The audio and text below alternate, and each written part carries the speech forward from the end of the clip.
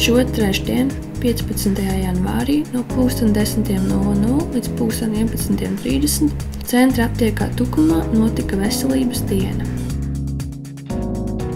19. janvārs ir Vispasaules slēpošanas diena, tāpēc ceļojuma un orientēšanās klubs Silva šajā svētdienā no 11:00 līdz 13:00 Tumes pagasta kempingā Sveikuļi piedāvā slēpošanas trases iemēģināšanu.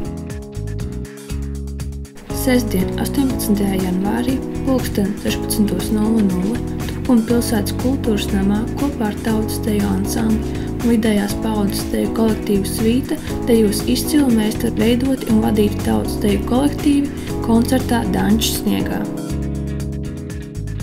2013. gads ir aizvadīts un savu gaitu uzsācis jaunais 2014. gads. Noteikti ik viens no mums vēl kavējas atmiņās par aizvadītā gada notikumiem un piedzīvojumiem.